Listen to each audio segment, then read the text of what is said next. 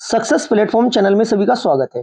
आज का हमारा टॉपिक है भूगोल, most important accepted question extra fact व ट्रिक के साथ। बच्चों, भूगोल है ना, जो सब्जेक्ट है अवधारणाओं का है। माइंड में इमेज सेट होनी चाहिए कि किस क्वेश्चन का आंसर क्या होगा और कैसे होगा। कंप्लीट पूरी क्लास देख लेना। यदि आपकी भूगोल की तैयारी बहुत अच्छी भी है ना, कंप्लीट क्लास देखने के बाद आपको महसूस होगा कि आपने आज की क्लास से बहुत कुछ सीखा, जो कि डायरेक्ट एग्जाम में क्वेश्चन छपते हैं।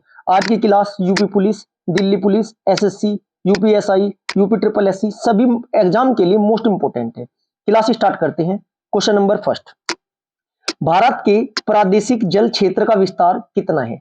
तीन चीज होती है, एक तो होता है प्रादेशिक समुद्री सीमा, एक होता है संलग्न क्षेत्र और एक होता है आपका अनन्य आर्थिक क्षेत्र। मैं तीनों को आपको डिटेल से समझाऊंगा। इसका आपका राइट आंसर है ऑप्शन नंबर सी, तट से 12 समुद्री मील। भाई, किसी भी देश का समुद्र पर कितना अधिकार है, ये डिसाइड किसने किया था? ये आपका UNCLOS। इसे हिंदी में क्या बोलते हैं? United Nation convention law of sea. किस देश का संयुक्त राष्ट्र की एक संधि के अनुसार समुद्र पर ना किसी भी देश का कितना अधिकार होगा, ये डिसाइड किया गया था और सभी देश के लिए समान होता है। जो इसमें क्या होता है, सबसे पहले जैसा भारत का जो तट है वो कटापटा है, सबसे पहले कटे पटे तट को मिलाने के लिए एक सीधी रेखा खींची जाती है, जिससे कि ज्यादा बाहर और ये अंदरली साइड ना हो। इसे क्या बोलते हैं? इसे बोलते हैं आधार रेखा। इसे क्या बोलते हैं? आधार रेखा। आधार रेखा से 12 समुद्री मील जो होता है उसे क्या बोलते हैं? प्रादेशिक समुद्री सीमा बोलते हैं। 12 समुद्री मील से अगले 12 या आधार रेखा से टोटल 24, इसे क्या बोलते हैं? इसे बोलते हैं प्रादेशिक समुद्री सीमा। आधार रेखा से टोटल 200 समुद्री मील तक इसे क्या बोला जाता है? इसे बोला जाता है आपका अनन्य आर्थिक क्षेत्र या अनन्य आर्थिक अधिकार। अब इन तीनों का भी पता होना चाहिए कि भारत सरकार जो पैसे लेती है, जो टैक्स लेती है, किस हिसाब से लेती है। जो आपका 24 समुद्री मील तक होता है इसे बोलते हैं संलग्न क्षेत्र। किसी देश को ना इसमें सफाई करने का, कस्टम ड्यूटी लेने का वित्तीय अधिकार होता है। आधार रेखा से जो 200 समुद्री मील की दूरी क्या बोली जाती है? अनन्य आर्थिक क्षेत्र बोली जाती है। ठीक है। अब मान ले कोई विदेश का जहाज है, वो आपका संलग्न क्षेत्र में एंट्री करेगा, जो कि कितना है? 24 समुद्री मील। तो वो क्या होगा? कस्टम ड्यूटी देगा वो जहाज। ऐसा होता है। नेक्स्ट क्वेश्चन, क्वेश्चन नंबर 2, भारतीय मानक समय की यमोत्तर रेखा किस राज्य से नहीं गुजरती? आपको दो रेखा याद करनी है। मानक समय रेखा भी बोलते हैं इसे, मानक समय रेखा, जो भारत के इलाहाबाद की नैनी से होकर जाती है। ये कितने राज्यों से होकर गुजरती है ये वाली रेखा? ये सबसे पहले पता होना चाहिए। 82.5 डिग्री पर होती है। कितने पर होती है? डायरेक्ट पूछा जाते हैं। 82.5 डिग्री पूर्वी देशांतर। कितने राज्यों से हो जाती है? 5 राज्यों से हो जाती है। एक रेखा ये है हमारी, इसे क्या बोलते हैं? इसे बोलते हैं कर्क रेखा। एक क्वेश्चन बनता ही बनता है। ये कितना जाती है? 23.5 डिग्री, 23.5 डिग्री उत्तर की साइड होती है, इसे कर्क रेखा बोलते हैं। कर्क रेखा कितने राज्यों से हो जाती है? 8 राज्यों से। अब साथ के साथ आपको पता भी होना चाहिए कौन कौन से भी राज्य है।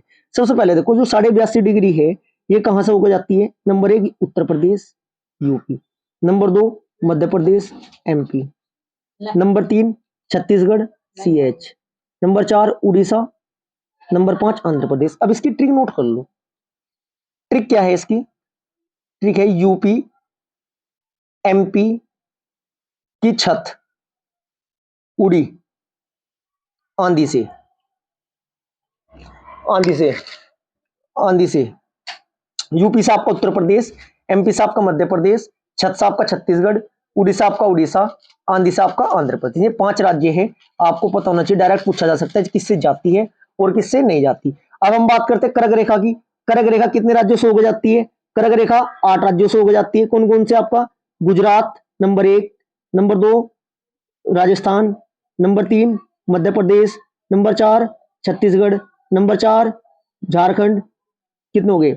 1 2 3 4 5, number 6 West Bengal, number 7 Tripura और मिजोरम। टोटल 8 हो गए। ये भी आपको पता होना चाहिए। नेक्स्ट क्वेश्चन, क्वेश्चन नंबर 3, निम्नलिखित में से सबसे प्राचीन पर्वत श्रृंखला कौन सी है? आपका राइट आंसर है ऑप्शन नंबर बी, अरावली है। अब आपको अरावली के बारे में भी एक्स्ट्रा फैक्ट, यदि ये क्वेश्चन पुरानी श्रृंखला का नहीं आता सबसे प्राचीन, तो अरावली से एक्स्ट्रा फैक्ट से क्वेश्चन बनेंगे, वो कवर करते हैं। सबसे पहले आपको पता होना चाहिए अरावली किस राज्य में स्थित है? गुजरात। अरावली कहां से कहां तक है ये पता होना चाहिए पहले। अरावली जो पर्वत श्रृंखला है गुजरात के पालमपुर से लेकर, गुजरात के पालमपुर से लेकर राजस्थान होते हुए, राजस्थान हरियाणा होते हुए दिल्ली तक है। दिल्ली तक डायरेक्ट ये पूछा जा सकता है जो अरावली पर्वत श्रृंखला कितने राज्यों में फैली हुई है, गुजरात, राजस्थान, हरियाणा, दिल्ली। लगभग कितने किलोमीटर लंबाई है इसकी, 800 किलोमीटर। कितने किलोमीटर लंबाई है, 800 किलोमीटर। अब जो एक बार लगातार 3-4 एग्जाम में रिपीट हुआ है क्वेश्चन कि इसका निर्माण किस काल में हुआ है, इसे क्या बोला जाता है, अरावली जो अरावली पर्वत श्रृंखला का प्री कैम्ब्रियन काल में हुआ है। इंपॉर्टेंट क्वेश्चन है।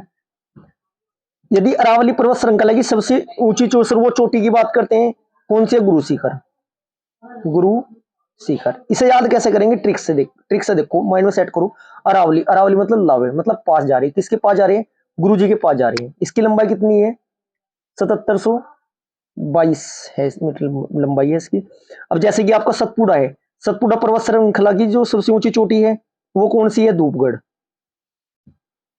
धूपगढ़। इसे याद कैसे करोगे, पूड़े हैं, पूड़े, पूड़े कहां में बैठ के खा रहे थे हम, धूम में बैठ के खा रहे थे। Next question, question number 4, Nathula दर्रा किस राज्य में स्थित है, इसका आपका राइट आंसर है, इसका आपका राइट आंसर है सिक्किम। नाथुला दर्रा कहां है, Sikkim. Option number B right हो जाएगा। अब सिक्किम के जो दर्रे हैं, दो इंपोर्टेंट दर्रे हैं, वो दो के दो याद रखो। एक ऐसा याद रखना, नाथू का सिक्का खो गया, नाथू का सिक्का जल गया, याद कर लेना, जल गया। इसका मतलब जलने से तो आपका हुआ क्या, जलेपला, जलेपला दर्रा,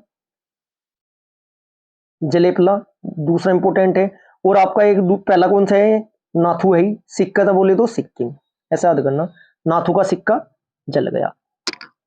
अब जो ऑप्शन में 2 है, अरुणाचल प्रदेश की भी दर्रे आपको पता होने चाहिए। अरुणाचल प्रदेश के दर्रे इंपोर्टेंट कौन कौन से, इसे कैसे याद करोगे, अरुण ने बीज बो दिया, ट्रिक क्या है इसकी, अरुण ने लड़ाई का बीज बो दिया, बीज बो दिया। देखो साथ साथ के साथ कवर करेंगे। बो से तो बनता है आपका, बो से क्या बनता है, बोमडीला दर्रा, जो कि अरुणाचल प्रदेश में है, एग्जाम में पूछा जाता है। दी से बनता है आपका दिफू दर्रा, और भाई या से बनता है आपका यांगयाब दर्रा। इंपोर्टेंट दर्रे हैं, 3 के 3 कवर करना। नाथू का सिक्का जल गया, ये सिक्किम के थे, अरुणाचल प्रदेश के आपके बोदिया से बोमदिया, दीपू और यांगयाब। इसके बाद आपको उत्तराखंड के 3 मोस्ट इंपोर्टेंट दर्रे हैं, वो उनका भी पता होना चाहिए। इसे याद रखना, हेमा मालिनी से, हेमा मालिनी उत्तरी दर्रे में। मां से बनता है आपका माना दर्रा, इंपोर्टेंट है। ली से बनता है आपका लिपुलेख दर्रा, नी से बनता है आपका नीति दर्रा। बार बार एग्जाम में पूछे जाते हैं। उत्तराखंड के दर्रों को कैसे याद करोगे, हेमा मालिनी से, मां से माना दर्रा, ली ते लिपुलेख दर्रा, नी ते नीति दर्रा। सिक्किम के कैसे बताया था मैं आपको, नाथू का सिक्का चल गया। अरुणाचल प्रदेश के क्या था, बोदिया, बोमडीला, दीपू और यांगयाब। अब अरुणाचल हिमाचल प्रदेश की पूछे जाते हैं, हिमाचल प्रदेश की भी आपको रिवाइज करा देता हूं डायरेक्ट। रोहतांग दर्रा, रोहतांग दर्रा, सिपतिला दर्रा और बड़ा लाचा दर्रा। बड़ा लाचा दर्रा, बड़ा लाचा दर्रे से चेन्नई में वो चेनाब नदी निकलती है। ये किसी नेक्स्ट क्वेश्चन में बताऊंगा, नहीं क्लास बहुत लंबी हो जाएगी। इतना आपको पता होना चाहिए, ऐसे ही आपको तैयारी करनी है। जीके और जीएस बहुत जबरदस्त होगी, कंप्लीट क्लास देखते चलना, बहुत जबरदस्त तैयारी होती जाएगी आपकी, इतना आपको महसूस हो रहा होगा। नेक्स्ट क्वेश्चन, सबसे बड़ा हिमनद है, इसका आपका राइट आंसर हो जाएगा ऑप्शन नंबर ए, सियाचिन। सियाचिन जो हिमनद है इसकी लंबाई है 70 किलोमीटर। इसके बाद जैसे बी ऑप्शन है बालटोरी, इसकी है लंबाई 62 किलोमीटर। चोंगलुमाना है, इसकी है 42 किलोमीटर। और आपका बीवाफो है, इसकी लंबाई है 63 किलोमीटर। सर्वाधिक ऊंचा कौन से, 70 किलोमीटर, सियाचिन ग्लेशियर। अब 3-4 छोटे ग्लेशियर भी है, यदि बड़े की बात नहीं करते छोटे की पूछी जा सकती है। गंगोत्री ग्लेशियर जो है आपका 26 किलोमीटर लंबाई है इसकी, गंगोत्री की नाम सुना ही होगा। आपका कंचनजंगा वाला है, इसमें कितनी है 16 किलोमीटर। और केदारनाथ ग्लेशियर है, उसकी है कितनी 14 kilometre. Next question, question number 6, Aravalli पर्वत श्रेणी एवं विंध्याचल पर्वत श्रृंखलाओं के मध्य कौन सा पठार स्थित है? इसका आपका राइट आंसर हो जाएगा, छठे क्वेश्चन का राइट आंसर है मालवा का पठार। ऑप्शन नंबर डी आपका राइट हो जाएगा, मालवा का पठार। अब पठार की बात आई, पांच छह पठार है, साथ ही साथ रिवाइज कराता हूं मैं। देखो आपको मालवा का पठार, इसे याद कैसे करोगे? एक छत थी, ये क्या थी? छत। यह छत टूट गई भूकंप में, इसका मलबा था। मध्य इसका क्या हुआ? मलबे के मध्य, ऐसा याद करना, देखो कभी भूलने के नहीं। मलबे के मध्य छत के मजदूर दबे। मलबे से बोलते हैं मालवा का पठार। मध्य बोले तो आपका किस राज्य में है? मध्य प्रदेश। छत बोले तो छत्तीसगढ़। जो आपका मालवा का पठार है, इसका विस्तार कहां से कहां तक? मध्य प्रदेश और छत्तीसगढ़ में है। जो दूसरा क्वेश्चन पूछा जाता है, छोटा नागपुर का पठार, बार बार पूछा जाता है क्वेश्चन एग्जाम में। छोटा नागपुर का पठार, इसे भारत का रूर भी बोला जाता है। ये पूछा जाता है कि भारत का रूर किस पठार को बोला जाता है? छोटे नागपुर के पठार को बोला जाता है। इसे कैसे याद करोगे? झारखंड में है। नाग है, नाग छोटा हो या बड़ा, झाड़ी में रहेगा या झरने पर रहेगा, ऐसा याद करना। नाग छोटा हो या बड़ा, कहां रहेगा? झरने पर रहेगा या झाड़ी में रहेगा, ऐसे याद करना। दो याद हुए होंगे आपके। मलबा का क्या बताया था मैं आपको? छत के मलबे के मध्य प्रदेश छत्तीसगढ़। नाग छोटा हो या बड़ा कहीं पे रहेगा? झरने में रहेगा, झारखंड में रहेगा। इसके बाद देखो, जो आपका पहला ही ऑप्शन था ढक्कन। ढक्कन बोले तो ढक्कन जिसे ठप बोलते हैं ना, जो मतलब जिसकी समझ में कम है उसे क्या बोल देते हैं? ढक्कन बोल देते हैं साधारण भाषा में। मैं हार गया, ऐसे याद करना से। मैं हार गया से बोले तो जो ढक्कन का पठार है वो आपका महाराष्ट्र में स्थित है। देखो याद होते जाएगा सब कुछ आपके। ढक्कन का पठार में, ढक्कन है क्या, बस समझाते समझाते मैं हार गया बोले तो महाराष्ट्र। ढक्कन का पठार कहां स्थित है? महाराष्ट्र में। छोटा नागपुर का पठार कहां है? छोटा नाग हो बड़ा कहां रहेगा? झरने पर, बोले तो आपका झारखंड। मलबे का पठार मलबे के मध्य, बोले तो मध्य प्रदेश। छत का मलबे के मध्य मजदूर दबे थे, छत्तीसगढ़। इतना आपको पता चला होगा। दो तीन और हैं, साथ के साथ बता देता हूं इसे। मेकाल का पठार, ये भी बार बार पूछा जाता है। मेकाल का पठार। मैं कल कहां जाऊंगा? छत पर जाऊंगा, छत्तीसगढ़, ऐसा याद करना। छत्तीसगढ़। मेकाल का पठार कहां पर स्थित है? छत्तीसगढ़ में है। मलबा का पठार मध्य प्रदेश छत्तीसगढ़ है। एक है धारवाड़ का पठार, ये भी इंपोर्टेंट क्वेश्चन है। देखो धारवाड़, धार मतलब चक्कू है ना, चक्कू एक कैंची, उसमें धार थी और उससे ना काम अच्छी तरीके से करना मतलब कर्नाटक। धारवाड़ का पठार कहां पर स्थित है? कर्नाटक। इतना आपको पता होना चाहिए। इन्हीं क्वेश्चनों में से यदि पठार का क्वेश्चन बनेगा, डायरेक्ट आएगा, आपका एक क्वेश्चन ठीक हो जाएगा। Next question, question number 7। Lakshadweep कहां स्थित है? राइट आंसर है ऑप्शन नंबर सी, अरब सागर में। अरब सागर किधर है आपको पता होना चाहिए। ये तो आपकी बंगाल की खाड़ी है, ये आपका अरब सागर है। आपको ये भी पता होना चाहिए बंगाल की खाड़ी में कौन कौन से राज्य लगते हैं आपके? तमिलनाडु, आंध्र प्रदेश, उड़ीसा और पश्चिम बंगाल, 4 राज्य है। और आपका अरब सागर में कौन कौन से? 5 हैं। केरल, कर्नाटक, महाराष्ट्र, गोवा, बीच में छूट गया, गोवा, महाराष्ट्र और गुजरात। 5 आपका ये अरब सागर में। यदि मैं बात करता हूं अंडमान निकोबार द्वीप समूह, आपका कहां पर है? बंगाल की खाड़ी में। पांडुचेरी आपका कहां है? बंगाल की खाड़ी में। अरब सागर में क्या पूछा था क्वेश्चन? क्या हमारा? लक्षद्वीप। लक्षद्वीप कहां पर है? ये आपका देखो अरब सागर में है। मैं निशान लगा के दिखा देता हूं, ये रहा लक्षद्वीप। पांडुचेरी की बात करते हैं, पांडुचेरी आपका बंगाल की खाड़ी में। अंडमान निकोबार द्वीप समूह आपका ये। दमन द्वीप कहां है? ये भी अरब कच्छ की खाड़ी के पास अरब सागर में ही होगा। ठीक है। दादर नागर हवेली किस साइड है? ये भी आपकी कच्छ की खाड़ी गुजरात में अरब सागर की साइड ही होगी। 5 क्वेश्चन बनते हैं, 5 के 5 का आपको पता होना चाहिए। अब जो एक्स्ट्रा फैक्ट से क्वेश्चन बन सकता है, मैं आपको बताना चाहता हूं। अरब सागर के केरल तट पर है, ऐसा पूछा जाता है। अरब सागर के किस तट पर है? किस राज्य के तट पर है? केरल तट पर है, ये भी पता होना चाहिए आपको। दे देगा कि अरब सागर के किस तट पर है? केरल तट पर, कर्नाटक पर, महाराष्ट्र पर, केरल तट पर है। दक्षिण पश्चिमी भारत में है। क्षेत्रफल कितना है इसका लक्षद्वीप का? 32 वर्ग किलोमीटर का क्षेत्रफल है। जो डिजिट का क्वेश्चन बनता है, लक्षद्वीप जो है आपका, इसमें द्वीपों की संख्या पूछी जाती है। लक्षद्वीप में द्वीपों की संख्या कितनी है? 36 है, जिनमें से 10 आबाद है, 10 पर ही रहते हैं, मनुष्य रहते हैं, आदमी रहते हैं। अब लक्षद्वीप की एक राजधानी है, लक्षद्वीप की राजधानी है, वो कौन से द्वीप पर है? ये क्वेश्चन बार बार एग्जाम में पूछा जाता है। लक्षद्वीप की राजधानी क्या है? कावारती है। सबसे पहले तो ये पता होना चाहिए आपको। ये किस द्वीप पर स्थित है? कावारती, जो आपकी ये परवाल द्वीप है, अभी मिन्निकाय के पास है, उस पर स्थित है। यदि मैं बात करूं लक्षद्वीप में, लक्षद्वीप को दो पार्ट में डिवाइड किया गया है, एक तो उत्तरी, एक उत्तरी और एक दक्षिण। जैसे पूर्व इधर होता है, पश्चिम उधर, उत्तर वाला हिस्सा ये, दक्षिण वाला हिस्सा ये। लक्षद्वीप के उत्तरी द्वीप को अमीन द्वीप बोलते हैं। क्या बोलते हैं? अमीन द्वीप। उत्तरी द्वीप को क्या बोलते हैं? अमीन द्वीप। और दक्षिणी द्वीप को क्या बोलते हैं? मिन्निकाय। दक्षिणी द्वीप को क्या बोलते हैं? मिन्निकाय। मिन्निकाय शेष द्वीपों से 9 डिग्री चैनल अलग करते हैं। यहां से है ना 9 डिग्री चैनल जाते हैं। कितने डिग्री चैनल जाता है? 3 चैनल होते हैं, एक 8 डिग्री चैनल, एक 9 डिग्री चैनल, एक 10 डिग्री चैनल। 8 डिग्री चैनल की मालदीप और मिन्निकाय MM से याद करना। 9 डिग्री चैनल, क्या आपका लक्ष्य मिन्नी होना चाहिए? 9। लक्षद्वीप में मिन्निकाय के बीच से जाता है 10, अंडमान निकोबार और द्वीप समूह के बीच, दोनों के बीच में से जाता है। लक्षद्वीप की जो राजधानी है कवारती, इसी पर स्थित है। किस द्वीप पर? मिन्निकाय द्वीप पर। Next question, question number 8। कौन सा द्वीप भारत और श्रीलंका के मध्य स्थित है? 8 का राइट आंसर हो जाएगा आपका ऑप्शन नंबर डी, रामेश्वर द्वीप। अब ये एक एलिफेंटा है, एक निकोबार है, एक रामेश्वर। इनसे डायरेक्ट क्वेश्चन पूछते हैं, इनके एक लाइन माइंड में सेट करते चलना, थोड़ा आपको पता होना चाहिए। जैसे कि आपका इसका right answer option number D हो जाएगा। जो पहला ऑप्शन है एलिफेंटा द्वीप के बारे में क्या क्वेश्चन बन सकता है? मुंबई स्थित गेटवे ऑफ इंडिया से 10 किलोमीटर दूरी पर स्थित है। ये पूछा जा सकता है एलिफेंटा द्वीप कहां पर स्थित है? मुंबई गेटवे ऑफ इंडिया के पास।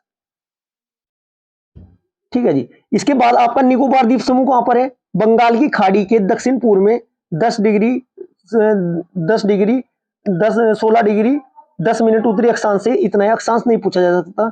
लगभग इस पर 22 द्वीप है। डायरेक्ट याद रखो, निकोबार द्वीप समूह बंगाल की खाड़ी में स्थित है।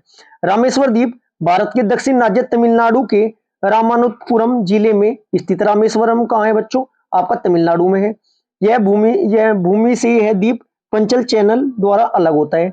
एक होता है सालसेट द्वीप, भारत के पश्चिम तटीय महाराष्ट्र में स्थित है। सालसेट महाराष्ट्र, रामेश्वर तमिलनाडु, निकोबार द्वीप समूह बंगाल की खाड़ी में, एलिफेंटा द्वीप आपका मुंबई में। Next question, question number 9। Latur किस प्रांत में स्थित है? आपका 9 का राइट आंसर हो जाएगा ऑप्शन नंबर डी, महाराष्ट्र में स्थित है। महाराष्ट्र का एक जिला है Latur. Next question, question number 10। Tibet के मानसरोवर झील के पास किस नदी का उद्गम स्थान है? ब्रह्मपुत्र, सिंधु, सतलज। उपरोक्त सभी राइट आंसर हो जाएगा, तीनों का आपका वहीं से है। Next question, question number 11। निम्न में से किस नदी को दक्षिण की गंगा कहा जाता है? आपका राइट आंसर हो जाएगा ऑप्शन नंबर डी, कावेरी नदी को कहा जाता है। कावेरी नदी निकलती कहां है? ब्रह्मगिरी की पहाड़ी से। ब्रह्मगिरी की पहाड़ी से। ज्यादा डिटेल में कवर नहीं करा सकता, वीडियो बहुत लंबी हो जाएगी। ठीक है। यदि मैं बात करता हूं, एक आध क्वेश्चन आते हैं, दक्षिण भारत की गंगा, तो गोदावरी आंसर हो जाएगा उसका। और बूढ़ी गंगा भी सही कहा जाता है। Next question, question number 12। निम्न में से कौन सी एक लैगून झील नहीं है? बार बार लैगून झील का क्वेश्चन बनता ही बनता है। डायरेक्ट झील का वैसे ही पूछा जाता है, कौन सी झील किस राज्य में है? 6-7 है, वो भी मैं आपको कवर करा दूंगा, इंपोर्टेंट जो है। 12 का आपका राइट आंसर हो जाएगा option number D, option number B, Periyar झील। अब लैगून झील क्या होती है? जैसे आपका समुद्र है, समुद्र से ये जो जल का थोड़ा सा हिस्सा कट के बिल्कुल अलग हो गया, यहाँ पे रास्ता बन गया, यहाँ पे मिट्टी आ गई, ये टुकड़ा बिल्कुल अलग हो गया, इतना चला गया, ये बीच में क्या हुआ? पानी नहीं है, यहाँ जमीन है, तो ये जो झील का निर्माण हुआ इसे लैगून बोलते हैं। देखो अब समझो कौन सी झील के क्वेश्चन क्या बनते हैं। समुद्र से पृथक होकर तटीय क्षेत्रों में निर्मित छीछरी खारे पानी की झील को लैगून झील कहा जाता है। पेरियार झील 55 वर्ग किलोमीटर क्षेत्रफल में कृत्रिम झील है। ये पूछा जा सकता है पेरियार झील कैसी झील है? कृत्रिम झील है, यह लैगून नहीं है। पेरियार झील पेरियार नदी से जल प्राप्त करती है। इसके बाद अष्टमुंडी झील केरल की पश्च जल ब्लैक वाटर लैगून झील है, जो कि समुद्र की ओर खुलती है। इसके बाद आपकी चिल्का झील उड़ीसा तट पर स्थित खारे पानी की लैगून झील है। डायरेक्ट पूछा जाता है चिल्का झील कैसे पानी की झील है? भारत की सबसे खारे पानी की झील कौन सी है? चिल्का झील। एक सांबर भी आंसर आते हैं। एक पुलिकट झील तमिलनाडु एवं आंध्र प्रदेश राज्यों की सीमा पर कोरोमंडल तट पर स्थित बड़ी खारे पानी की झील है। आपको पुलिकट झील का पता होना चाहिए। पुलिकट झील का है तमिलनाडु और आंध्र प्रदेश राज्य की सीमा पर है। यदि तट की बात करूं कोरोमंडल तट है। चिल्का झील चील उड़ी उड़ीसा याद रखना कहां पर स्थित है? उड़ीसा में है। अष्टमुंडी झील केरल की पश्चिम, केरल में स्थित है। पेरियार झील ये भी केरल में है। इतना आपको पता होना चाहिए झील के टॉपिक से। Next question, question number 13, Tamil Nadu में मानसून किस महीने में आता है सामान्यतः? बच्चों, जो मानसून आता है सर्वप्रथम कहाँ आता है? मानसून केरल में आते हैं, जून जुलाई में आ जाता है केरल में। जैसे ही मानसून आगे बढ़ता बढ़ता पूरे भारत में बरसात कराता कराता इधर हिमालय, इधर मेघालय की साइड पहाड़ियों पर टकराता है और सर्दियों के टाइम ये वापसी होकर आता है। ये देखो क्या बनता है, पूर्व, ये आपका पश्चिम, ये आपका उत्तर, ये आपका दक्षिण। ये देखो इधर से गया पूर्व पश्चिम उत्तर दक्षिण, दक्षिण पश्चिम से तो एंट्री करता है और वापसी होगा, जब वापसी आता है ये क्या बनता है आपका पूर्व उत्तर, उत्तर पूर्व। उत्तर पूर्व मानसून है। डायरेक्ट यदि पूछ लेता है तो तमिलनाडु में किस मानसून के द्वारा वर्षा होती है सर्दियों में? उत्तर पूर्व है। और कब होती है? सर्दियों में होती है। तो सर्दियों का महीना कौन सा होगा आपका? नवंबर दिसंबर। राइट आंसर ये होगा आपका। नेक्स्ट क्वेश्चन, क्वेश्चन नंबर 14, रैगून किसका नाम है? 14 का आपका राइट आंसर हो जाएगा ऑप्शन नंबर बी, काली मिट्टी का, जो कि कहां पर पाई जाती है? सर्वाधिक महाराष्ट्र में पाई जाती है और इसमें कपास बहुत अच्छा पैदा होता है। नेक्स्ट क्वेश्चन, क्वेश्चन नंबर 15, कत्था बनाने हेतु किस पेड़ की लकड़ी का प्रयोग किया जाता है? 15 का आपका राइट आंसर हो जाएगा option number B, option number A, खैर की लकड़ी होगी। Next question, question number 16, Sardar Sarovar बांध किस नदी पर स्थित है? इसे याद करना बच्चों। ऐसे जो सरदार है ना, वो कैसे स्वभाव के थे? सरदार नरम स्वभाव के। नरम स्वभाव बोले तो नर्मदा नदी पर है। एक क्वेश्चन आता है धुआंधार जलप्रपात, धुआंधार जलप्रपात भी नर्मदा नदी पर। धुआं है ना, नरम लकड़ी में से उठेगा, सूखी लकड़ी में से नहीं उठेगा, ऐसे याद करना। नेक्स्ट क्वेश्चन, क्वेश्चन नंबर 17, भारतीय कृषि का इतिहास किसने लिखा? मोस्ट इंपोर्टेंट क्वेश्चन है। कृषि का क्वेश्चन, कृषि का आती ना 99% बच्चा एमएस स्वामीनाथन लगाएगा, जो कि आपका गलत होगा। इसका आपका राइट आंसर है option number D, MS Randhawa. MS Randhawa इसे बोलते हैं, पूरा नाम क्या है इसका? Mohinder Singh Randhawa. Next question, question number 18, विश्व में हरित क्रांति के जनक कौन है? राइट आंसर है आपका ऑप्शन नंबर ए, नॉर्मली वो लोग। यदि भारत की बात करता तो भारत के कौन हो जाते हैं? एमएस स्वामीनाथन। यदि बात करते श्वेत क्रांति की, दूध क्रांति, तो वर्गीज कुरियन। इनके आप तीनों के सन कमेंट बॉक्स में मुझसे लिखे कि विश्व में हरित क्रांति कब प्रारंभ हुई थी, भारत में कब हुई थी और श्वेत क्रांति की शुरुआत कब हुई थी, कमेंट बॉक्स में जरूर लिखे। क्वेश्चन नंबर 19, निम्न फसलों में से कौन सी रबी की फसल नहीं है? राइट आंसर हो जाएगा ऑप्शन नंबर ए, भिंडी की। नेक्स्ट क्वेश्चन, भारत का सबसे बड़ा कपास उत्पादक राज्य कौन सा है? राइट आंसर हो जाएगा ऑप्शन नंबर डी, गुजरात। इसे याद कैसे करना? मेरे पास से गुजर जाता है, आप मेरे पास से गुजरा, पास मतलब कपास, गुजरा मतलब गुजरात। गुजरात के बाद यदि मैं बात करता हूं, महाराष्ट्र नंबर 2 पर है, आंध्र प्रदेश नंबर 3 पर है, हरियाणा नंबर 4 पर। यदि आपको क्लास अच्छी लगी है, वीडियो को ज्यादा से ज्यादा शेयर करें और लाइक करें और चैनल को सब्सक्राइब करें। Thank you.